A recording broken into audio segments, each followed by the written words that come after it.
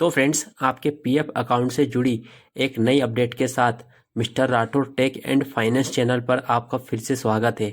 अगर आपका भी एक पीएफ अकाउंट है तो आज की अपडेट आप लोगों के लिए बहुत बड़ी खुशखबरी है, क्योंकि बहुत सारे पीएफ अकाउंट होल्डर ऐसे हैं जिनके पीएफ अकाउंट में उनकी पर्सनल डिटेल, जैसे कि पीएफ अकाउंट होल्डर का नाम, फादर का नाम, date of birth, gender, marital status या फिर नेशनलिटी, इनमें से कोई भी डिटेल अगर गलत अपडेट हो गई है, या फिर किसी भी पीएफ अकाउंट होल्डर्स की सर्विस डिटेल, जैसे कि date of joining, date of living या फिर रीजन ऑफ लिविंग गलत अपडेट हो गई है, तो फ्रेंड्स, गुड न्यूज़ ये है कि अब ऐसे पीएफ अकाउंट होल्डर्स अपनी पीएफ अकाउंट की पर्सनल डिटेल्स या फिर सर्विस डिटेल्स को ऑनलाइन ही अपडेट कर सकते हैं।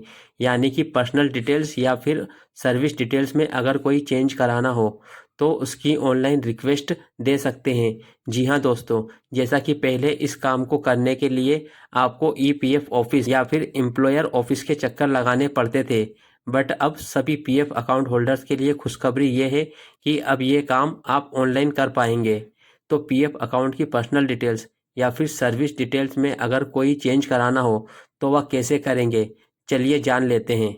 तो फ्रेंड्स, जैसा कि आप सभी पीएफ मेंबर्स को पता ही होगा कि अभी कुछ दिन पहले ईपीएफओ ने ईपीएफओ का जो यूएन मेंबर का पोर्टल है वहां पर एक नया ऑप्शन दिया है, यानी कि एक नया फीचर्स रोल आउट किया है। उसके माध्यम से अगर आपके पीएफ अकाउंट में कोई भी डिटेल गलत अपडेट हो गई है या गलत मेंशन हो गई है, तो अब आप घर बैठे ही बड़े ही आसानी से केवल अपने मोबाइल फ़ोन की मदद से ही रिक्वेस्ट सबमिट कर सकते हो। पहले ईपीएफओ का जो यूएन मेंबर का पोर्टल था, जब उसको लॉगिन करते थे तो मैनेज के ऑप्शन पर जब क्लिक करते थे तो वहाँ पर आपको बेसिक डिटेल का ऑप्शन देखने को मिलता था, और इस पर क्लिक करके ओनली आप अगर खुद का नाम गलत अपडेट हो गया है तो उसको ठीक करने की रिक्वेस्ट सबमिट कर सकते थे। आपके पीएफ अकाउंट में आपकी डेट ऑफ बर्थ गलत अपडेट हो गई हो या फिर जेंडर गलत अपडेट हो गया हो तो उसको करेक्ट करने की रिक्वेस्ट आप सबमिट कर सकते थे। बट अब ईपीएफओ ने नया फीचर्स रोल आउट कर दिया है, जिसका नाम है जॉइंट डिक्लेरेशन। अब बेसिक डिटेल्स का जो ऑप्शन था उसकी जगह आपको देखने को मिलेगा जॉइंट डिक्लेरेशन। और आज की इस वीडियो में हम बात करेंगे कि ये जो नया फीचर्स रोल आउट किया गया है, इस फीचर्स के तहत इस ऑप्शन को सेलेक्ट करके आप क्या क्या डिटेल करेक्ट यानी कि ठीक करने की रिक्वेस्ट आप सबमिट कर सकते हो। तो चलिए फ्रेंड्स, वीडियो में आगे बढ़ने से पहले अगर आप हमारे चैनल पर पहली बार आए हैं तो प्लीज़ हमारे चैनल को अभी सब्सक्राइब कर दीजिएगा, जिससे आपको आगे भी ऐसे ही इंफॉर्मेशनल वीडियोस मिलते रहेंगे और आपके भाई का मोटिवेशन भी बढ़ता रहेगा।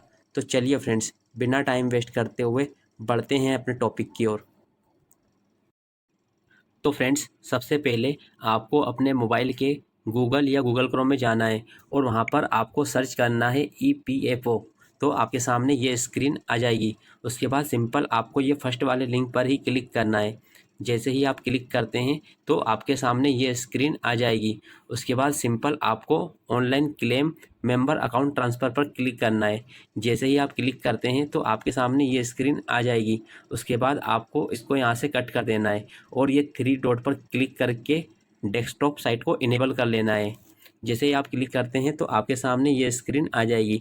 अब यहाँ पर इसको यहाँ से क्लोज़ कर देना है और सिंपल यहाँ पर आपको अपना यूएन नंबर, पासवर्ड और ये कैप्चर कोड डालकर साइन इन पर क्लिक करना है। जैसे ही आप साइन इन पर क्लिक करते हैं तो आपके सामने ये स्क्रीन आ जाएगी। उसके बाद आपके रजिस्टर्ड मोबाइल नंबर पर एक ओटीपी आएगा। वो ओटीपी आपको यहाँ पर एंटर करना है और ये कैप्चर कोड यहाँ पर एंटर करके सबमिट पर क्लिक करना है। जैसे ही आप सबमिट पर क्लिक करते हैं तो आपके सामने ये स्क्रीन आ जाएगी। उसके बाद सिंपल आपको मैनेज पर क्लिक करना है। जैसे ही आप क्लिक करते हैं तो ये यहाँ पर आपको जॉइंट डिक्लेरेशन का ऑप्शन देखने को मिलेगा। फ्रेंड्स, पहले यहाँ पर ओनली बेसिक डिटेल्स का ऑप्शन देखने को मिलता था। उसमें केवल आप अपना नेम और अपना डेट ऑफ बर्थ, ये कुछ दो तीन चीज़ें ही आप चेंज कर सकते थे। बट जब से ये नया फीचर्स अपलोड हुआ है, आप इसमें कई तरीके की डिटेल को चेंज कर पाएंगे, जो कि ये सभी पीएफ मेंबर्स के लिए काफ़ी उपयोगी होने वाला है। क्योंकि पहले इसमें जितने भी आपको करेक्शन करने होते थे वो केवल ऑफलाइन होते थे और इस कारण से सभी पीएफ मेंबर्स को काफ़ी दिक्कत होती थी। ये ईपीएफओ का काफ़ी अच्छा डिसीजन रहा है कि उन्होंने अब ये सारी सुविधाओं को ऑनलाइन कर दिया है। अब आप इसमें क्या क्या चेंजेस कर सकते हैं या क्या क्या चीज़ें आप करेक्ट कर सकते हैं, उसको चेक करने के लिए सिंपल आपको जॉइंट डिक्लेरेशन वाले पर क्लिक करना है। जैसे ही आप क्लिक करते हैं तो आपके सामने ये स्क्रीन आ जाएगी। अब सिंपल आपको यहाँ पर जिस कंपनी में आपने काम किया होगा वो सारी पीएफ मेंबर आईडी आपको यहाँ पर देखने को मिल जाएगी। आपको जिस भी मेंबर आईडी में अपनी डिटेल को करेक्ट करना है तो आप यहाँ पर सेलेक्ट कर सकते हैं। फिलहाल मेरे वाले केस में केवल एक ही मेंबर आईडी है। अगर आपने अलग अलग कंपनियों में काम किया होगा तो वो सारी मेंबर आईडी आपको यहाँ पर देखने को मिल जाएगी। उसके बाद सिंपल आपको सेलेक्ट करने के बाद गेट डिटेल पर क्लिक करना है।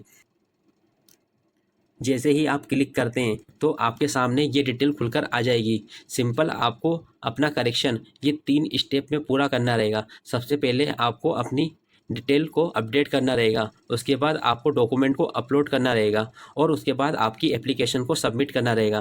फ्रेंड्स, यहाँ पर आपको एक बात का ध्यान और रखना है कि आपको अपना मैरिटल स्टेटस चेंज करने के लिए किसी भी प्रकार के डॉक्यूमेंट की आवश्यकता नहीं है और उसी के साथ साथ आपको अपनी नेशनलिटी को भी चेंज करने के लिए किसी प्रकार के डॉक्यूमेंट की आवश्यकता नहीं पड़ेगी। और उसी के साथ साथ आपको एक बात का और ध्यान रखना है कि आपके जो भी चेंजेस रहेंगे वो एज़ पर आधार के अकॉर्डिंग होना चाहिए।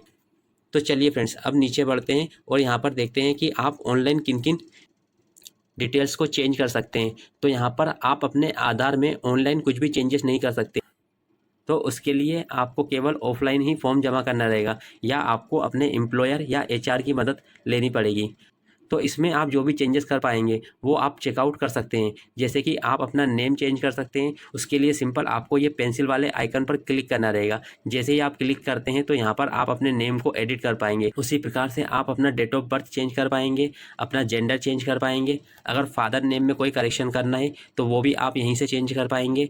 अगर आपका रिलेशनशिप कुछ चेंजेस करना हो तो वो भी आप यहाँ पर चेंजेस कर पाएंगे। अपना मैरिटल स्टेटस और नेशनलिटी भी आप यहीं से चेंज कर सकते हैं। तो ये तो हो गई आपकी बेसिक डिटेल्स यानी पर्सनल डिटेल्स। उसी के साथ साथ आपको अगर अपनी सर्विस से रिलेटेड कुछ भी चेंजेस करने हो तो वो आप यहाँ पर नीचे चेकआउट कर सकते हैं।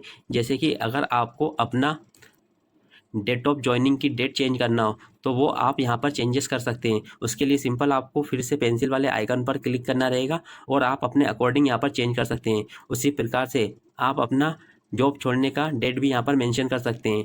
आपने किस वजह से अपनी जॉब को छोड़ा है वो रीज़न भी आप यहाँ से सेलेक्ट कर सकते हैं। आप ईपीएस की जॉइनिंग डेट भी यहाँ से चेंज कर सकते हैं। ईपीएस की लीविंग डेट भी आप यहाँ से चेंज कर सकते हैं। तो फ्रेंड्स, देखा आपने ईपीएफओ का ये बहुत ही अच्छा अपडेट है क्योंकि इसके लिए आपको कहीं भी जाने की ज़रूरत नहीं है। आप केवल अपने मोबाइल फ़ोन की मदद से ही ये सारे करेक्शन कर सकते हैं। बट फ्रेंड्स, इन सभी को चेंज करने के लिए आपको ईपीएफओ के द्वारा बताए गए डॉक्यूमेंट को अपलोड करना बहुत ही ज़रूरी है। उसके बिना आप अपने डिटेल्स को चेंज नहीं कर पाएंगे। अब फ्रेंड्स, यहाँ पर आपको जो भी चेंजेस करना हो तो सिंपल आप अपने अकॉर्डिंग यहाँ पर चेंज कर सकते हैं। तो यहाँ पर ये पेंसिल वाले आइकन पर क्लिक करके आपको जो भी चेंजेस करना होगा वो आप यहाँ पर एडिट कर सकते हैं। फ़िलहाल मैं नेम में एडिट करना चाहता हूँ तो यहाँ पर नेम एडिट करने के बाद सिंपल नीचे आना है और इस चेकबॉक्स पर क्लिक करना है और उसके बाद सिंपल प्रोसीड पर क्लिक करना है। जैसे ही हम क्लिक करते हैं तो हमारे सामने ये स्क्रीन आ जाएगी। तो यहाँ पर आप चेक कर सकते हैं कि हम सेकंड स्टेज पर आ चुके हैं जहाँ पर हमको डॉक्यूमेंट अपलोड करने रहेंगे। तो यहाँ पर आपको 2 डॉक्यूमेंट अपलोड करने के लिए बोला जाएगा। तो सिंपल आप लिस्ट देखना चाहते हैं कि आप कौन कौन से डॉक्यूमेंट अपलोड करना चाहते हैं तो उसके लिए सिंपल आपको सेलेक्ट पर क्लिक करना है। जैसे ही आप यहाँ पर क्लिक करते हैं तो आपके सामने वो सारे डॉक्यूमेंट्स की लिस्ट खुल के आ जाएगी जो कि आप यहाँ पर अपलोड कर सकते हैं। तो आप अपने अकॉर्डिंग कोई भी एक डॉक्यूमेंट यहाँ पर अपलोड कर सकते हैं। तो यहाँ पर आप 1 बाय 1 करके सारे डॉक्यूमेंट की लिस्ट चेक कर सकते हैं। तो मैं यहाँ पर पैन कार्ड को अपलोड करना चाहता हूँ तो यहाँ पर मैं पैन कार्ड पर क्लिक कर देता हूँ और उसके बाद सिंपल यहाँ पर पैन कार्ड को मैं अपलोड कर देता हूँ। उसी तरीके से आपको सेकेंड डॉक्यूमेंट भी अपलोड कर देना है। जैसे ही मैं अपलोड कर देता हूँ तो मेरे सामने ये स्क्रीन आ जाएगी। अब सिंपल उसके बाद आपको ये दोनों चेकबॉक्स पर क्लिक करके गेट ओटीपी पर क्लिक करना है। जैसे ही क्लिक करते हैं तो हमारे सामने ये स्क्रीन आ जाएगी। जहां पर आप चेक कर सकते हैं कि हमारे रजिस्टर्ड मोबाइल नंबर पर एक OTP भेजा गया है। वो OTP यहां पर एंटर करना है और ये कैप्चर कोड यहां पर एंटर करके सबमिट पर क्लिक करना है। जैसे ही क्लिक करते हैं तो हमारे सामने ये स्क्रीन आ जाएगी, जहां पर हम चेक कर सकते हैं कि हमारी चेंज की रिक्वेस्ट सक्सेसफुली सबमिट हो चुकी है। और यहाँ पर आप इसका करंट स्टेटस भी चेक कर सकते हैं, जो कि यहाँ पर पेंडिंग एट एम्प्लॉयर दिखा रहा है। इसका मतलब ये है कि आपने जो रिक्वेस्ट सबमिट करी है वो आपके एम्प्लॉयर यानी आपके HR के पास गई है।